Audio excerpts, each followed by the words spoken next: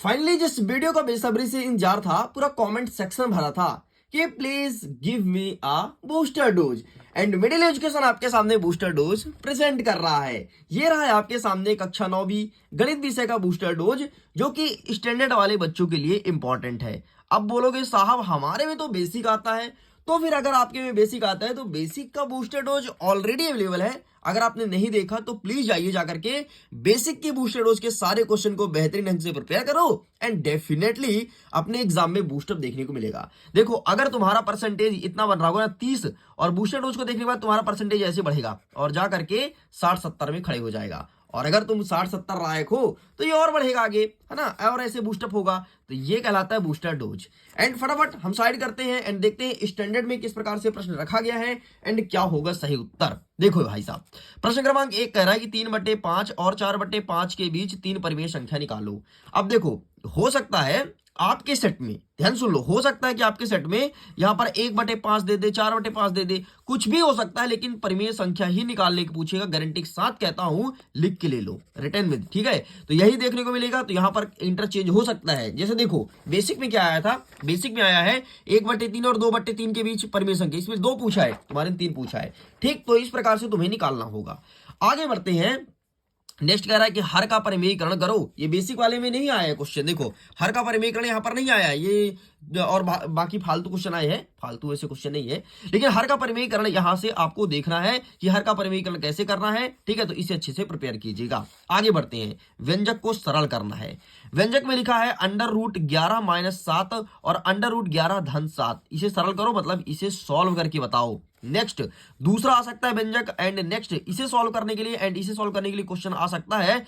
इतना ही नहीं, इसके अलावा कुछ क्वेश्चंस और हैं, जैसे कि 9 के पावर में 1/2, 125 के पावर में 1/2, ऐसे क्वेश्चन सॉल्व करने के लिए देगा आपके स्टैंडर्ड के प्रश्न पत्र में।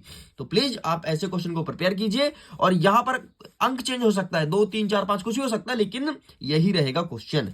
आगे बढ़ते हैं। नेक्स्ट, व्यंजक को जोड़ना और घटाना कैसे आएगा, ये देखो। जैसे 2 व्यंजक दे देगा, व्यंजक मतलब परिमेय संख्या, कि 1/3 और 1/2 को जोड़ो, ठीक है। 4/5 - 3/5 को घटाओ, ऐसे क्वेश्चन देखने को मिलेगा। मतलब व्यंजक को जोड़ना और व्यंजक को घटाना देखने को मिलेगा। आगे बढ़ते हैं। 5वां नंबर कहता है शून्य ज्ञात करो, ठीक है। शून्य कैसे ज्ञात करना है, आपको एक इक्वेशन देगा, ठीक है, और इसका शून्य फाइंड करना है। शून्य फाइंड करने का मतलब होता है एक्स का मान निकालना। ध्यान सुनो कैसे निकलेगा। देखो जैसे क्या लिखा है, 2x-5 लिखा है ना, तो 2x-5 बराबर 0 कर दो, ठीक है। हमें x का मान निकालना है तो 5 कर दो पक्षांतरण, तो ये 5 धन में इधर आएगा तो माइनस में हो जाएगा। x का मान निकालना है तो 2 ही कर दो पक्षांतरण, तो x बराबर -5, और ये गुणे में ही इधर आएगा तो बटे हो जाएगा। ये आंसर आ गया -5/2। बस इसे कहते हैं शून्य निकालना, और ये वाला क्वेश्चन आएगा, ध्यान से सुन लो। नेक्स्ट, गुणा करो। अब गुणा करना है, लेकिन ध्यान रखिएगा सर्वसमीका का प्रयोग करके, सर्वसमीका का प्रयोग करके, ठीक। इसे गुणा करना है लेकिन सर्वसमीका का प्रयोग करके। एंड देख लो, एक ये रहा 105 × 106 और 104 × 96। इसका तरीका देख लो, ठीक है। यहां पर हो सकता है क्वेश्चन में चेंजेस देखने को मिले, जैसे 104 गुणित दे दे 106, या फिर 108 गुणित, कुछ भी कर सकता है। बाकी क्वेश्चन ऐसे ही रहेगा, इसी के इर्द गिर्द रहेगा। मैं ऐसा क्यों बोलता हूं कि चेंजेस देखने को मिलता है, क्योंकि ये एक सेट का क्वेश्चन है ना, अलग अलग सेटों में तो अंक चेंज आएगा ना, इसलिए मैं बोल रहा हूं। आगे कहता है गुणनखंड करो। अब इसको गुणनखंड करना है, ठीक है, तोड़ना है। गुणनखंड वाला क्वेश्चन आएगा, अगर 1-2 प्रैक्टिस कर लोगे तो तुम सारे क्वेश्चन अच्छे से कर पाओगे। आगे बढ़ते हैं। हमारा 6वां नंबर कहता है, ये 4 अंकीय प्रश्न, ठीक है। a-b-c बराबर 9 है, ab-bc-ca 26 है, तो a² - b² - c² हमें फाइंड करना है। आगे बढ़ते हैं। 7वां नंबर कहता है पी वाई का मान तुमको दिया गया है y-2 y-2। यहां पर p एक बार 0 रखना है, एक बार p 1 रखना है, p 2 रखना है। यहां पर पी वाई के स्थान पर कुछ सेटों में पी एक्स भी आ रहा है, कैसे जरा समझना। जैसे दे देगा तुमको पी एक्स बराबर 3x² - 3 3x² - 3 नहीं, यहाँ पर 4 कर दो, 4x - 2। अब इसे सॉल्व करो, तो जहां पर x है ना बेटा, वहां पर एक बार 0 रखना सब टाइम, एक बार 1 रखना, एक बार 2 रखना, एंड सॉल्व कर देना, तुम्हारा आंसर आएगा। इस प्रकार सॉल्व करना है। एक बार आप चुपचाप कुछ मत करो, जो क्वेश्चन मैं बता रहा हूं इसको खोलो, आप परीक्षा दिन परीक्षा वो जो भी हो उसमें मेथड देख जाओ, तरीका कैसे सॉल्व करना है, बस। नेक्स्ट कह रहा है कि पेज नंबर 51 में देखना है। ये वाला क्वेश्चन आ रहा है, क्या है भाई 51 में, देख लेते हैं, ठीक है। 51 और बढ़िया प्रिपेयर करते जाओ सारे क्वेश्चन को। हाँ 51 वाला क्वेश्चन है, ये क्वेश्चन अच्छे से तैयार करना है। एंड इसके बाद ये दूसरा वाला, ठीक, ये क्वेश्चन आ रहा है। चलो आगे बढ़ते हैं। नेक्स्ट कह रहा है 8वां नंबर कि भुज और कोटि को पहचानना है, ठीक है। इसमें जैसे आपका क्या दिया है 3 और 4 और -3 और -1, ठीक है। तो भुज और कोटि कैसे पहचानोगे, देखो कभी भी निर्देशांक ज्यामिति में दो चीज होता है, एक्स और वाई होता है। जो पहले होता है उसे एक्स कहते हैं, जो पीछे होता है उसे वाई कहते हैं। एक्स को हमेशा भुज कहा जाता है, ठीक, और वाई को हमेशा कोटि कहा जाता है, ठीक। तो जैसे इसमें भुज और कोटि क्या है, जिसमें भुज है तो 4 और कोटि कितना है 3, ठीक है। इसमें भुज क्या है -3 और कोटि क्या है -1। ऐसे क्वेश्चन देखने को मिलेगा। यहाँ पर क्वेश्चन चेंज हो सकता है लेकिन यही आएगा, भुज और कोटि पहचानो, इस चीज को ध्यान रखना।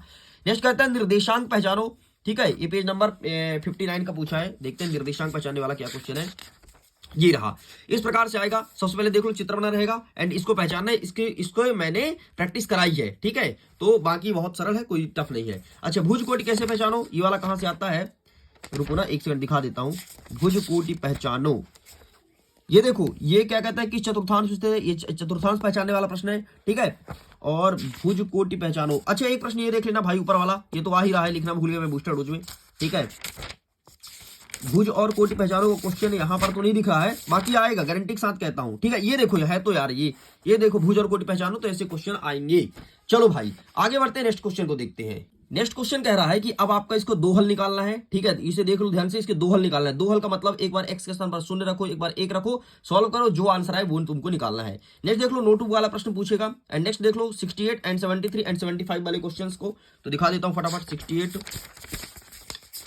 68 के क्वेश्चंस ये रहे आपके सामने, ठीक।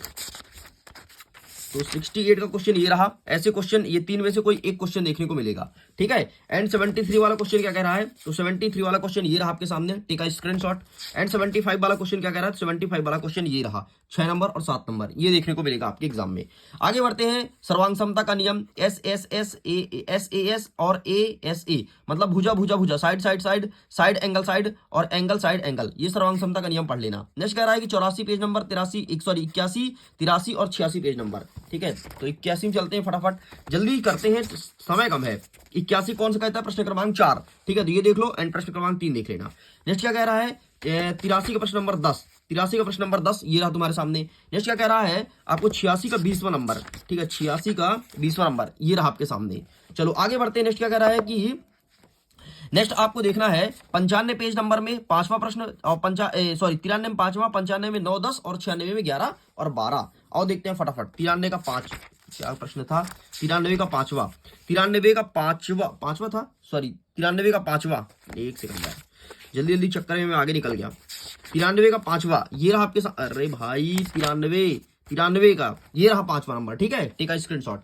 एंड नेक्स्ट क्या कह रहा है, 95 का 9वां 10वां, 95 का ये रहा आपके सामने 9वां नंबर एंड ये रहा आपके सामने 10वां नंबर, ठीक है। नेक्स्ट क्या कह रहा है आपका कि 96 का 11 12 एंड 96 का ये रहा 11 नंबर, ये रहा 11 नंबर एंड ये रहा 12 नंबर, ठीक है। नेक्स्ट हमारा क्या कह रहा है कि 103, 104, 111, 103 में जाना है। फटाफट देख लो फटाफट। 103 का क्या बोला है, चौथा नंबर ये रहा तुम्हारे सामने। 104 का छठा नंबर, 104 का छठा नंबर ये रहा तुम्हारे सामने, ठीक है। नेक्स्ट क्या कह रहा है कि 111 का 23वां नंबर, 111 का 23वां नंबर, 111 का 23वां नंबर ये रहा तुम्हारे सामने। नेक्स्ट क्या कह रहा है कि 113 का 27वां नंबर, 113 का 27वां नंबर ये रहा तुम्हारे सामने। बस यही क्वेश्चन अच्छे से देख लेना। नेक्स्ट कह रहा है कि त्रिभुज का क्षेत्रफल निकालने के लिए आएगा, ये क्वेश्चन है 118 पेज में, ठीक है, 118 19 में त्रिभुज का क्षेत्रफल। तो ये इस प्रकार क्षेत्रफल निकालने का आएगा। इसका फॉर्मूला देख लो, ठीक है। यहाँ पर जैसे अंक चेंज हो सकता है, जैसे 40, 24, 32 कुछ और हो सकता है, बाकी यही क्वेश्चन देखने को मिलेगा, ठीक। नेक्स्ट क्या कह रहा है, नेक्स्ट कह रहा है आपका ये वाला प्रश्न, ठीक है, 7वां नंबर। तो ये देखो जैसे अनुपात में दिया है प्रश्न, परिमाप दिया रहेगा और अनुपात में दिएगा, इस प्रकार से निकालना है। इसका फॉर्मूला देख लो। एंड एक क्वेश्चन ये रहा तुम्हारे सामने, ठीक। ऐसे क्वेश्चन निकालने को देखने को मिलेगा जिसमें दोनों सेंटीमीटर में और एक है परिमाप में। बस 3 ही प्रश्न आएगा, बाकी कुछ नहीं आएगा, अंक चेंज हो सकता है बस।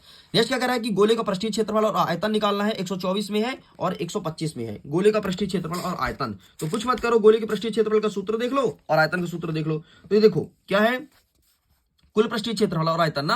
तो ये देखो कुल पृष्ठीय क्षेत्रफल का सूत्र होता है, सॉरी अर्धगोलिक कुल पृष्ठीय क्षेत्रफल, ठीक है। लेकिन यहाँ अर्धगोला नहीं आएगा, गोला आ रहा है भाई, गोला आ रहा है। ये देखो गोला, जैसे 4πr² होता है, गोले का त्रिज्या दिया जाएगा आपको और पृष्ठीय क्षेत्रफल निकालना है, ठीक है। ऐसे आयतन कैसे निकालोगे, तो आयतन वाला प्रश्न ये रहा ऊपर वाला, ठीक है। तो आयतन निकालने के लिए शंकु का आयतन होता है 1/3πr²h। तो ये क्वेश्चन देखने को मिलेगा। आगे बढ़ते हैं। नेक्स्ट हमारे कुछ क्वेश्चन और बाकी है, फटाफट उसे देख लेते हैं। तो ये यहाँ पर लिखा गया है पेज नंबर 29 का 129 का देखना है, ठीक है। 129 का ये रहा 11, क्या कह रहा है 11 12 14, ये रहा 11 नंबर, ये रहा 12 नंबर एंड आगे बढ़ते हैं, ये रहा 14 नंबर, ठीक है। इसके बाद देखना है 131 पेज का 5वां और 8वां, तो ये रहा 131 का 5वां एंड आगे बढ़ते हैं, ये रहा आपके सामने 8वां नंबर, ठीक है, कंप्लीट। अब आएगा प्रश्न क्रमांक जो कि रहेगा 20वां नंबर, ठीक है। प्रश्न क्रमांक 20 रहेगा, इसमें दंड आलेख आएगा, दंड आलेख बनाना होगा और अथवा पूछेगा आयत चित्र बनाना होगा। तो आओ देखते हैं फटाफट कि दंड आलेख और आयत चित्र कैसे बनाएंगे। ये देखो, ये रखा है दंड आलेख बनाओ, इस प्रकार से बनता है दंड आलेख एंड आगे बढ़ते हैं, इस प्रकार से चिपक के बनता है आयत चित्र। कोई भी देख लो, तो चिपक के बनता है आयत चित्र, दंड आलेख थोड़ी दूर दूर बनता है, ध्यान रखिएगा। इस प्रकार से लीजिए स्टूडेंट्स, फाइनली मैं आपका पूरा का पूरा बूस्टर डोज कंप्लीट कर दिया हूं, जो कि स्टैंडर्ड वाले बच्चों के लिए काफी इंपॉर्टेंट था, और अगर आप इसे देखते हैं तो डेफिनेटली एग्जाम में टॉप करेंगे। मैं वीडियो को एंड करता हूं, पीडीएफ को डाउनलोड कीजिए, लिंक डिस्क्रिप्शन बॉक्स में दिया गया है। Bye bye.